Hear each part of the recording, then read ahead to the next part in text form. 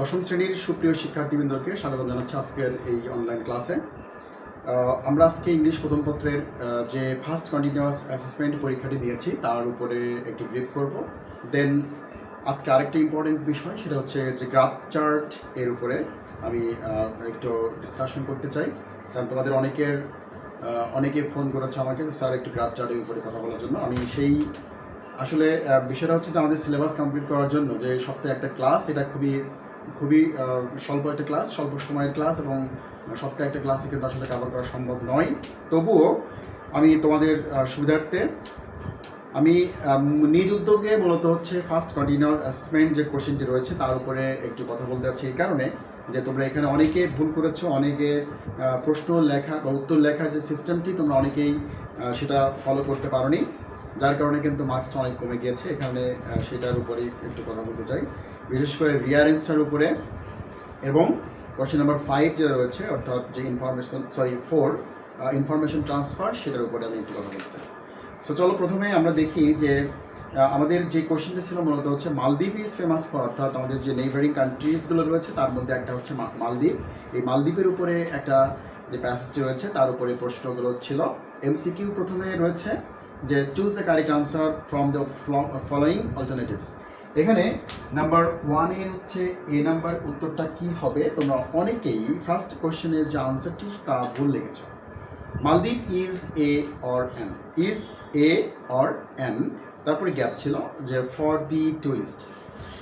তাহলে টুরিস্টদের কাছে মালদ্বীপটি কি, সেটা হচ্ছে এই চারটা এখানে অপশন ছিল। তার মধ্যে ছিল ভেনারেশন, ইনক্লাইনেশন, ডেস্টিনেশন অ্যান্ড ফ্যাসিনেশন। অর্থাৎ ট্যুরিস্ট মালদ্বীপ হচ্ছে আমার একটা গন্তব্যস্থল, কিন্তু ট্যুরিস্টদের কাছে এটা একটা আগ্রহের বিষয়, এজন্য আমরা এটাকে লিখবো হচ্ছে ফ্যাসিনেশন। নাম্বার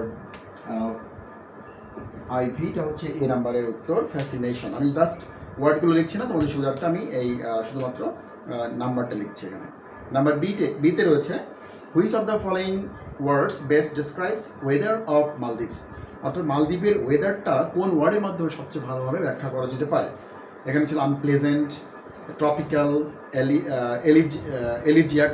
তো এলিজিয়াক, ট্রপিক্যাল, আনপ্লেজেন্ট, এই তিনটা ওয়ার্ড কিন্তু উত্তরটা হতে পারে না। সেটা হচ্ছে যে ইম্পোজিং মানে অ্যাট্রাকটিভ, এর সিনোনিম ওয়ার্ড হচ্ছে, সরি বি নাম্বারে উত্তরটা হচ্ছে সেকেন্ড, অর্থাৎ ইম্পোজিং মানে attractive. The Maldives is well recognised around the world for its. Maldives সারা বিশ্বে সুপরিচিত কি হিসাবে, lowest country of the world. Sorry আমি মনে হয় ডি নাম্বারটা পরে ফেলেছি, না ঠিকই আছে, এটা সি নাম্বার অর্থাৎ lowest countries of the world, সেটা উত্তরটা হচ্ছে 3 নাম্বারটি, lowest countries of the country of the world.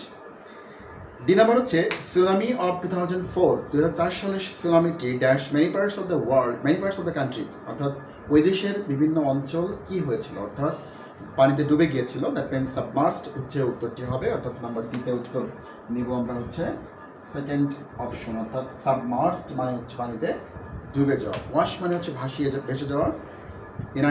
ইনান্ডেশনটা আসলে এখানে নাউন হিসেবে করা আছে, এটা যদি ভার্ব থাকতো তাহলে আমি উত্তরটা এটা নিতাম, ইনান্ডেটেড তাও করতে পারতাম, কিন্তু এখানে ইনান্ডেশন অর্থাৎ নাউন রয়েছে, আমরা এটাকে নিতে পারছি বিকজ এই ওয়ার্ডটা এখানে হবে হচ্ছে একটা ভার্ব হিসেবে দেখাতে হবে।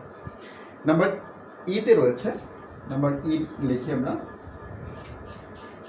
the word idyllic in the phrase idyllic natural beauty means। idyllic natural beauty বলতে আমরা কি বুঝি, সেটা হচ্ছে নাম্বার 1 হচ্ছে শ্রীন। এই শ্রীন মানে হচ্ছে মনোরম, idyllic মানে মনোরম বা শান্ত, সেই ওয়ার্ডটার সাথে ম্যাচ করে আমরা উত্তরটা নেব হচ্ছে শ্রীন। নাম্বার এফ নাম্বারে হচ্ছে, নাম্বার এফ হচ্ছে যে হেভেনলি বিসেস ইন্ডিকেট। হেভেনলি বিসেস বলতে আমরা স্বর্গীয় যে বিস, সেটা বলতে আমরা কি বুঝি। অনেকে তোমরা লিখছো যে মিথিক্যাল, কেউ লিখছো মিস্টিক্যাল। আসলে মিথিক্যাল মানে হচ্ছে পৌরাণিক, মিস্টিক্যাল মানে হচ্ছে রহস্যময়। বিসেস ইন দ্য হেভেন, স্বর্গের মধ্যে বিস না হেভেন ইন দ্য বিস, কোনটা হবে?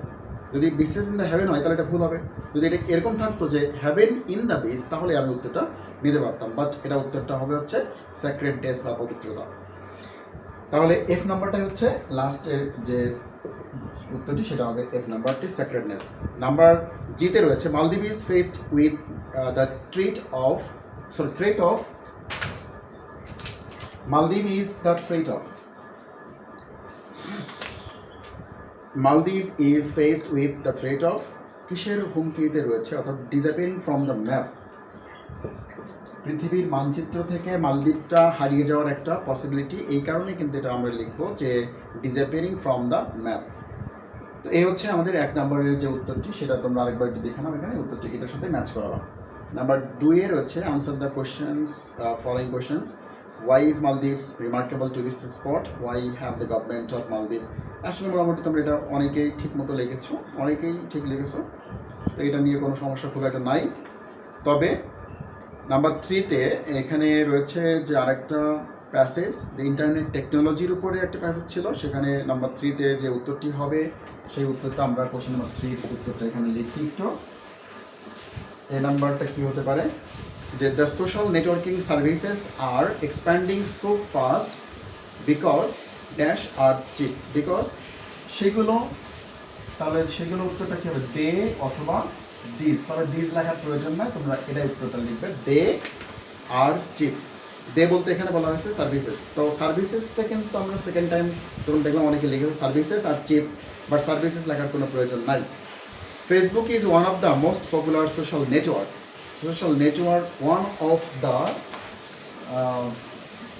one of the most popular social network services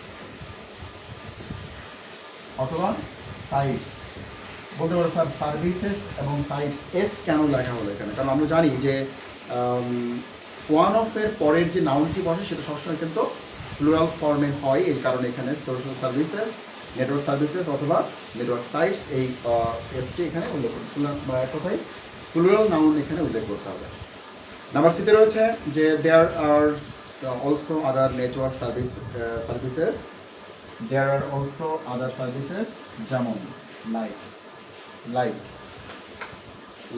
অথবা লাইক অথবা আমরা অ্যাজ ওইখানে উল্লেখ করতে হবে, as Google, Twitter, LinkedIn, social network services are based on. 2 number রয়েছে হচ্ছে সোশ্যাল নেটওয়ার্ক সার্ভিসেস, এই সামাজিক যে সেবাগুলো are based on dash, are based on internet. তোমরা ওখানে ওয়েবসাইট লিখছো কেন আমি বুঝলাম না, ইন্টারনেট উত্তরটি হবে, ইন্টারনেটের উপর নির্ভর করে, ওয়েব বেসড নির্ভর করে না, এটা হচ্ছে যে সোশ্যাল ওয়েবসাইটের উপর না, এটা হচ্ছে মেনলি নেটওয়ার্ক ইন্টারনেটের উপর নির্ভর করে।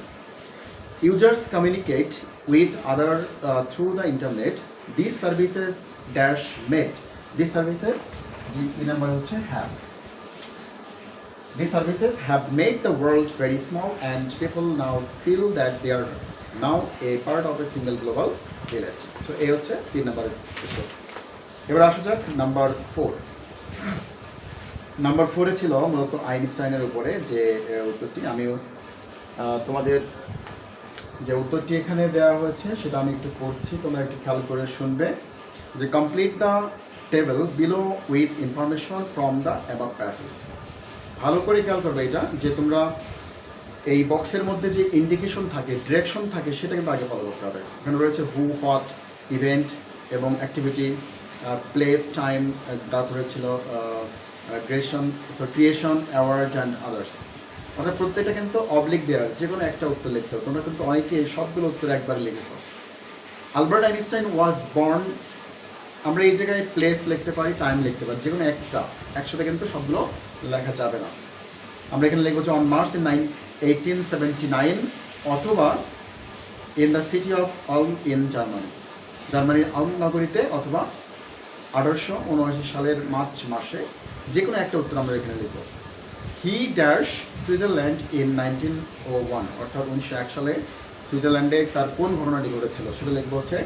2টা উত্তর হতে পারে, যে কোনো একটা লিখতে হবে, অ্যাটেন্ডেড হাই স্কুল অথবা became a Swiss citizen, attended high school অথবা became a Swiss citizen. Number 3-তে রয়েছে he was appointed a patent officer, এখানে রয়েছে প্লেস, টাইম, যে কোনো একটা লিখতে হবে। সেটা হচ্ছে টাইমটা যদি লিখি তাহলে লিখবো হচ্ছে ইন 1902, 1902 সালে, অথবা যদি আমরা স্থানটা লিখি তাহলে লিখবো হচ্ছে at the Swiss patent office, at the Swiss patent office, এইটা লিখবো। এরপর ছিল যে হু এবং হটের ঘরে রয়েছে নাম্বার নেক্সট অর্থাৎ 4 নম্বর কোশ্চেনটি dash receive PhD in 1905 from the university of Zurich, অর্থাৎ এই যে ইউনিভার্সিটি থেকে পিএইচডি ডিগ্রি অর্জন করলেন কে, আমরা এখানে লিখবো আলবার্ট আইনস্টাইন। অনেকে লিখছে হি, আসলে হি কোনো কথা না, আমরা জাস্ট নামটা লিখবো। সেটা হচ্ছে যে Albert Einstein received PhD from the university of Zurich. He was awarded, তাকে কী দেওয়া হয়েছিল? Event awarded Nobel Prize for physics, Nobel Prize for physics. যদি কেউ সংক্ষেপে লিখেছে নোবেল প্রাইজ, তাও right. Nobel Prize for physics, তাও রাইট হবে। একটা বিশেষ কথা খেয়াল রাখতে হবে যে এই 4 নম্বর কোশ্চেন যখন ফিল আপ করবো আমরা, তখন অবশ্যই তোমাকে একটু ওয়ার্ডের দিকে খেয়াল করতে হবে যে আমরা কখনো কিন্তু সেন্টেন্স আকারে এটা লিখবো না। আমরা মোটামুটি ট্রাই করবো যে 3টা ওয়ার্ডের মধ্যে এটাকে শেষ করে দেওয়া, নট মোর দ্যান 3 ওয়ার্ডস। আমি কিন্তু ক্লাসেও প্রথম দিকে তোমাদেরকে বলেছিলাম এবং আবারও বলছি যে নট মোর দ্যান 3 ওয়ার্ডস। হ্যাঁ, হতে পারে 4টা 5টা ওয়ার্ড হতে পারে, সেক্ষেত্রে আমরা প্রিপজিশন আর্টিকেলস এগুলো বাদ দিয়ে মেন 3টা ওয়ার্ডের মধ্যে আমরা শেষ করবো এটা। So not more than 3 words you have to follow while writing answer of the question number 4. এরপরে হচ্ছে নাম্বার 5 এর ম্যাচিংটা আমি তোমাদের সুবিধার্থে শুধুমাত্র এখানে উত্তরটি আমি তোমাদের সুবিধার্থে লিখে দিচ্ছি।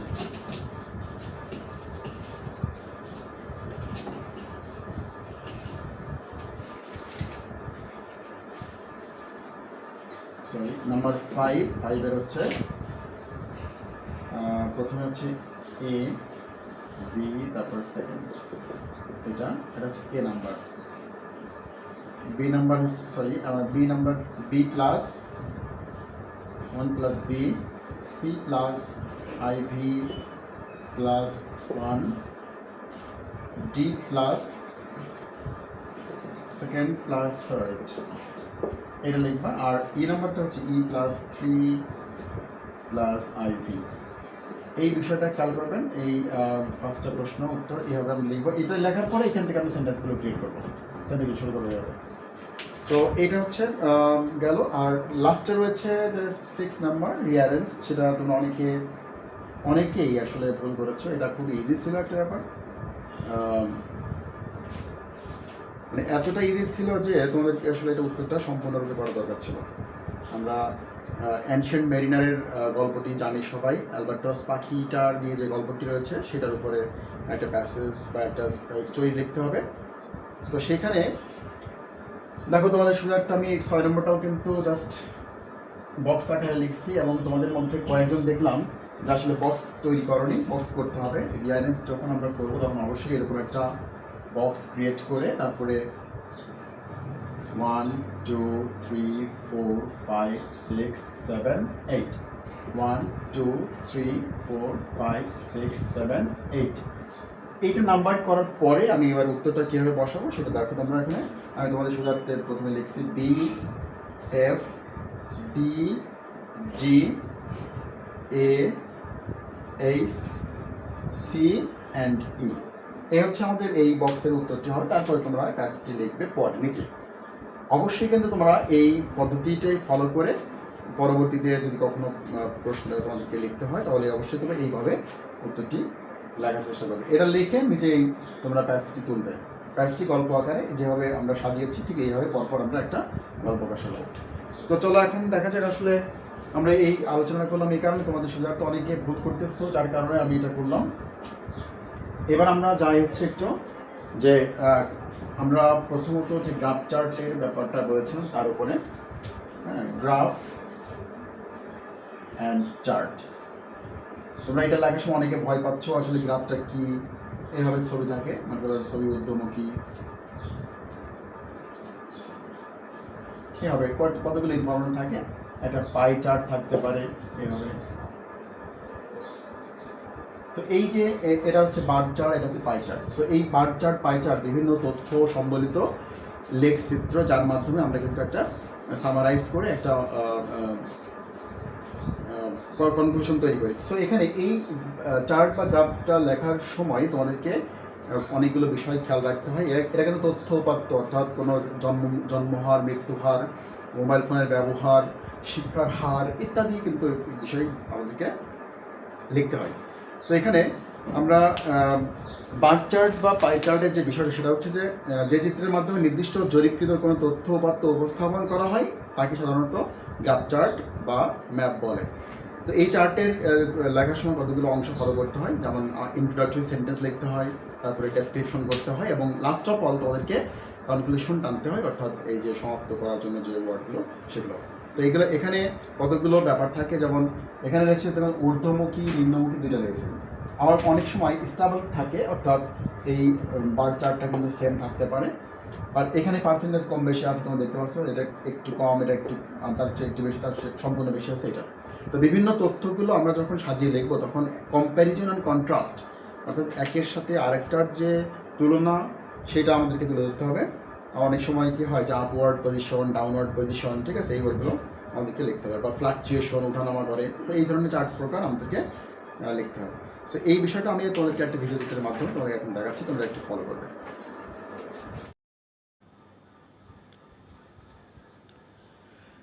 সবাইকে স্বাগতম জানাচ্ছি।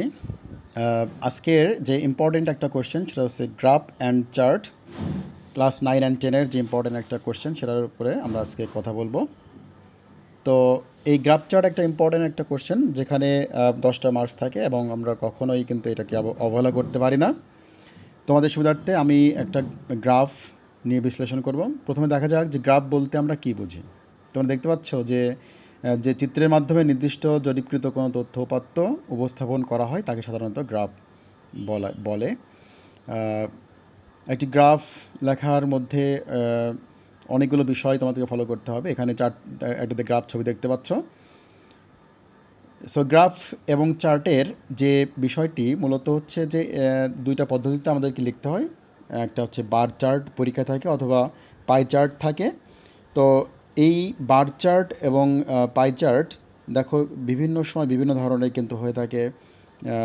গ্রাফ বা চার্ট যাই হোক না কেন, মূলত এটা হচ্ছে একটা বার এবং পাই, এই দুটার উপরে কিন্তু আমাদেরকে পরীক্ষায় উত্তর করতে হয়। তো এখানে দেখতে পাচ্ছি বার এবং পাই দুইটা চিত্র। তো বার চার্ট এবং পাই চার্ট এইটার উপরে আমাদেরকে পরীক্ষায় লিখতে হবে। তোমাদের সুবিধার্থে, অর্থাৎ ঊর্ধ্বমুখী বর্ণনার জন্য একটা ছবি দেওয়া হয়েছে এখানে, যে বক্তব্য কিন্তু আসলে সবসময় যে নিম্নমুখী হবে তা কিন্তু নয়, ঊর্ধ্বমুখী হতে পারে কোনো তথ্যচিত্র। তো সেই ঊর্ধ্বমুখী বক্তব্য প্রদান করার জন্য কতগুলো ফ্রেজ এখানে তোমাদেরকে ইউজ করতে হবে। সেই ফ্রেজগুলো রয়েছে, প্রথমে যে ওয়েন্ট আপ টু, তারপরে হচ্ছে রোজ টু বা ইনক্রিজ টু, অর্থাৎ যখন কোনো তথ্য উপরের দিকে ঊর্ধ্বমুখী হয়, কোনো তথ্য জনসংখ্যার হার, মৃত্যু হার, শিক্ষার হার, হ্যাঁ, এইগুলো যখন ঊর্ধ্বমুখী হয় তখন আমরা এই ফ্রেজগুলো আমরা ইউজ করতে পারি, went up to, rose two and increase two.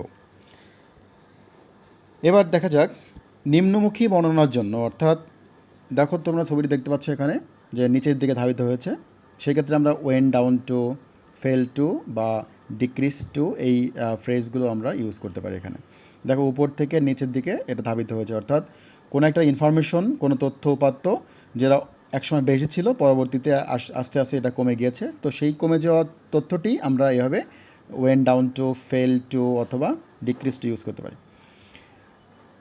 এবার আসা যাক যে স্টেবল পদ্ধতির যে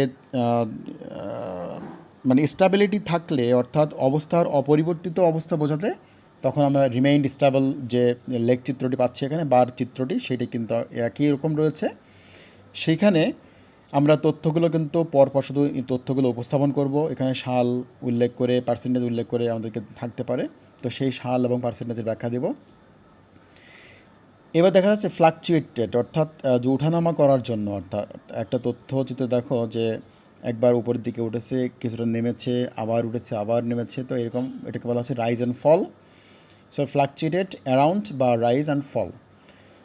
সো এই ফ্লাকচুয়েটেড অ্যান্ড রাইজ অ্যান্ড ফলটাকে আমরা কীভাবে উপস্থাপন করতে, তাহলে এখানে দুই ধরনের ইনফরমেশন, দুই ধরনের ফ্রেজ কিন্তু আমরা এখানে ইউজ করতে পারি।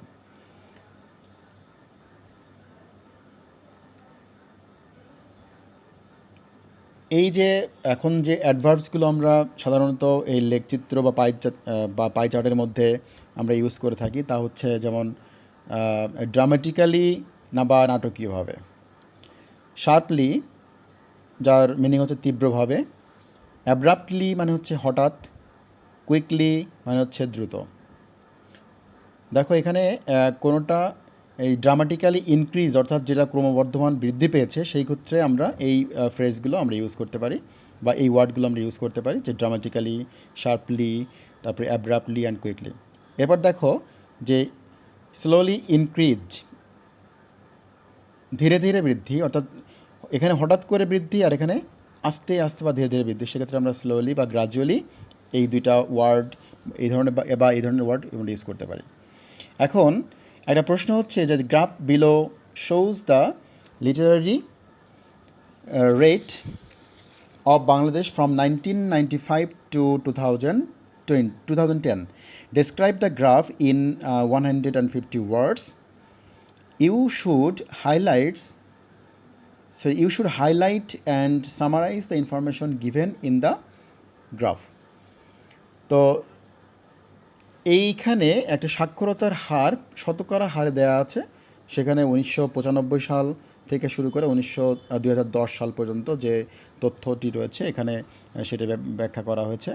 তো এটা লিটারেসি রেট পার্সেন্টেজ আকারে করা আছে, অর্থাৎ তোমরা দেখতে পাচ্ছ 1995 সালে ছিল হচ্ছে 38%, 1995 এটা হচ্ছে 38.1%, অ্যান্ড পার্সেন্ট শতকরা। 2000 অর্থাৎ 2000 সালে তা বেড়ে দাঁড়িয়েছে হচ্ছে 56%। সাক্ষরতার হার পরবর্তী যে বারটি দেখতে পাচ্ছ তোমরা এখানে, সেটা হচ্ছে 2000 সালের একটা বার, সেখানে রয়েছে 56%। তাহলে 8.1% থেকে বেড়ে সেটা হয়েছে 56%। এরপরে আসা যাক 2001 সালের একটা চিত্র, সেখানে রয়েছে 47.9%। তারপরে রয়েছে 2003 সাল অর্থাৎ 2003, সেখানে 43.1%, অ্যান্ড লাস্টে রয়েছে 2010 সাল, সেটা হচ্ছে 56.8%। তাহলে দেখো যে এই বারটি অর্থাৎ এই লিটারেসি রেটটি কিন্তু দেখো যে সবচেয়ে বেশি হচ্ছে 2010 সালে এবং সবচেয়ে কম হচ্ছে 1995 সালে। তাহলে এটাকে আমরা ব্যাখ্যা করি কীভাবে? প্রথমত, the graph indicates the literary rate. আমি আগে বলেছি যে ইন্ট্রোডাকশন একটা সেন্টেন্স তোমাদেরকে লিখতে হবে, সেখানে বলা আছে the graph indicates the literary rate of Bangladesh from the year 1995 to 2010। Graph indicates, তো ইন্ডিকেটসের এখানে তুমি প্রশ্নে ছিল যে শোজ, তাহলে আমরা এখানে শোজটা না লিখে আমরা এখানে কী লিখবো? ইন্ডিকেটস, মানে হুবহু লেখা যাবে না, বা উই ক্যান নোটিস বা উই সি দ্যাট, এই সমস্ত ওয়ার্ড আমরা এখানে ইউজ করব। যদি প্রশ্নটা হুবহু লেখা হয় তাহলে এক্সামিনার উনি বুঝবেন যে আসলে তোমার ভোকাবুলারিটা একটু ডাউন রয়েছে, এই কারণে প্রশ্নটা যে ওয়ার্ডটা রয়েছে শোজ, আমরা শোজটি না লিখে আমরা কী লিখব? আমরা লিখব হচ্ছে ইন্ডিকেটস। ওকে, দেখায় যে the literacy rate of Bangladesh from the year 1995 to 2010. In this graph we notice that বা we can see that, আমরা দেখতে পাই যে এই ফ্রেজটা ইউজ করা যেতে পারে, বা it is the phrase shows us that et cetera, বা উই আর নোটিসড, হ্যাঁ, আমাদেরকে দেখানো হচ্ছে by the graph that the rate of literacy was 38.1% in 1995। দেখতে পাচ্ছ আবার যে এখানে 1995 সালে যেটা ছিল সেটা 38.1% ছিল। দ্য রেট টুক, অর্থাৎ 38.1 থেকে 1995 সালে যেটা ছিল তা বেড়ে 2000 সালে হয়েছে 56%। The rate of literacy was 38.1% in 95। The rate took a good leap, মানে এক লাভে বেড়ে দাঁড়িয়েছে 56% in 2000, অর্থাৎ 2000 সালে তা বেড়ে দাঁড়িয়েছে 56%। তোমরা দেখতে পাচ্ছ এখানে যে 1995 সালের যে সংখ্যাটি ছিল তা বেড়ে 2000 সালে হয়েছে 56%, অর্থাৎ 5 বছরের ব্যবধানে তা দাঁড়িয়ে দিচ্ছে 56%। তাহলে ইট dramatically increased 56% in 2000 from 1995 within the period of 5 years. Then we see a fall in the rate of literacy rate. দেখো তারপরে কিন্তু ডিক্রিজড হয়েছে আবার, যে 56 থেকে 2001 সালে এটা কমে গিয়ে দাঁড়িয়েছে 47.9%, তার মানে এখানে fall. So then we see a fall in the rate of literacy in 2001. In the year the rate of literacy decreased কত, সেটা টু 47.9%। আমরা এখন মিডিলে রয়েছে এখন 2001-এ, সেটা হচ্ছে যে 2000 সালে যেটা 56 ছিল তা 2001-এ এসে 47.9%-এ দাঁড়িয়েছে। তার মানে এটা ডিক্রিজড হয়েছে, অর্থাৎ ফল হয়েছে। এই কারণে আমরা ওখানে লিখেছি যে in the year the rate of literacy decrease to 47.9%। Again 47 থেকে যেহেতু আবার 43%, তার মানে আবার কমে গেছে, অর্থাৎ again we find a fall in the rate of literacy in the year. In that year the literacy rate drop to 43.1%। দেখতে পাচ্ছ এখানে যে আমরা লাস্টের আগের যে বারটি রয়েছে এখানে 2003 সালের 43.1%, যা ছিল 2001 সালে 47.9%, তা কমে 2003 সালে হয়েছে এটা 43.1%। তাহলে এটা ডিক্রিজ দেখতে পাচ্ছি আমরা, তাহলে ছবিটাই বলে যাচ্ছে এখানে যে ডিক্রিজড হয়েছে।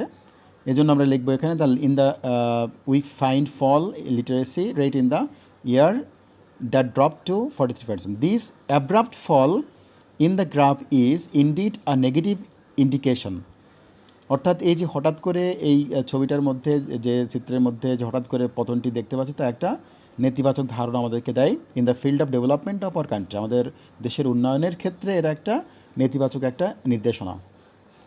But hopefully in the year of 2010 সালে the rate rose to increase to 56.8%, which is 13.7% higher than that of 2003। অর্থাৎ আগের সালের থেকে, আগের যে পরিসংখ্যানটি রয়েছে এখানে 2003, তার থেকে 2010 সালে সেটা হচ্ছে 56.8 মাইনাস 43.1, অর্থাৎ 56.8% থেকে 43.1 বাদ দিলে তা হয় 13%। অ্যাকর্ডিং টু দি গ্রাফ, আমরা এখন লাস্ট যে স্টেজ সেটা রয়েছে এখন। According to the graph 1995 is the year when the lowest literacy rate was only 38.1, while the highest rate was in 2010 and it was 56.8। অর্থাৎ প্রথমে 1995 সালে যেটি ছিল তা হচ্ছে 38.1% and while the highest rate in 2010 and it was 56.8%, এবং যেটা হচ্ছে 2010 সালে সেটা বেড়ে দাঁড়িয়েছে 56%। তাহলে এই আমরা এখন এই যে এটা যে আমরা পরিসংখ্যান দেওয়া শেষ, এখন এটার বিশ্লেষণ করে after analysing the graph we can come to a conclusion that the literacy rate of our country is increasing day by day. যেহেতু 1995 সালে 38 থেকে 2010 সালে 56%-এ রূপান্তরিত হয়েছে, তাহলে এটা কিন্তু অবশ্যই বৃদ্ধি পেয়েছে। তাহলে এখানে আমরা লিখব যে the literacy rate of our country is increased বা is being increased day by day.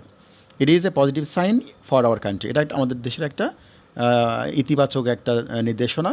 So if this possible trend in the literacy rate of our country continues, our country will go ahead in the days to come. অর্থাৎ আগামী দিনগুলোতে দেশ অনেক এগিয়ে যাবে। তো এই হচ্ছে মোটামুটি আমাদের এই গ্রাফ চার্টের বিশ্লেষণ। আমরা এবার লাস্টের যে সেন্টেন্সটি সেটা অবশ্যই কনক্লুশন সেন্টেন্স তোমাদেরকে লিখতে হবে। সেটা হচ্ছে যে ইট ইজ পজিটিভ সাইন, মানে এরকম একটা নির্দেশনা বা এরকম একটা সাইন সিমটম তোমাদেরকে উল্লেখ করতে হয় যে এইভাবে যদি চলতে থাকে, এই ট্রেন্ডটি চলতে থাকে, তাহলে আগামী দিনগুলোতে দেশ আমাদেরকে অনেক উন্নয়ন এনে দেবে বা দেশ অনেক উন্নয়নের সম্মুখীন বা উন্নয়নের দিকে ধাবিত হবে। লিটারেসি রেটে দেখো এখানে একটা ফ্লাকচুয়েশন রয়েছে, এখানে বিভিন্ন রকম ওঠানামা করতে পারে। তো এখানে আমাদের এই চার্টের মধ্যে ছিল সবচেয়ে বেশি হয়েছে 56% এবং সবচেয়ে কম ছিল 38.1%, যা 1995 সাল এবং 2010 সালের যে ডিফারেন্স, সেখানে 56.8 মাইনাস 38.1 থাকলে যেভাবে লিখতে হবে সেভাবে। এইভাবে প্রতিটা গ্রাফ বা পাই চার্ট আমরা কিন্তু বিশ্লেষণ করব। কম্প্যারিজন অ্যান্ড কন্ট্রাস্ট উল্লেখ করে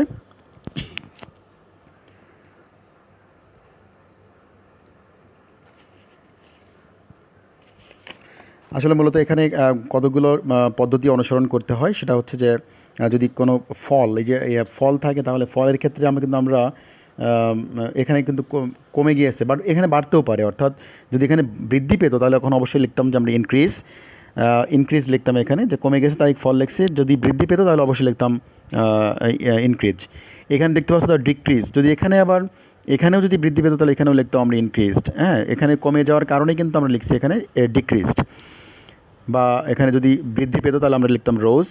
আবার কমে গিয়েছে ড্রপড টু, কমে যাওয়ার কারণে কিন্তু এখানে লেখা হয়েছে এই যে ড্রপ টু। অর্থাৎ ইনফরমেশন যে কোনো জন্মহার, মৃত্যুহার, যদি বা কোনো মোবাইল ফোনের ব্যবহার, গাড়ি ব্যবহার, বাসের ব্যবহার ইত্যাদি থাকে, তখন সেক্ষেত্রে আমরা এভাবে কম বেশি করে লিখতে গেলে যে ওয়ার্ডটা যা ফলো করবে তা তোমাকে অনুসরণ করতে হবে।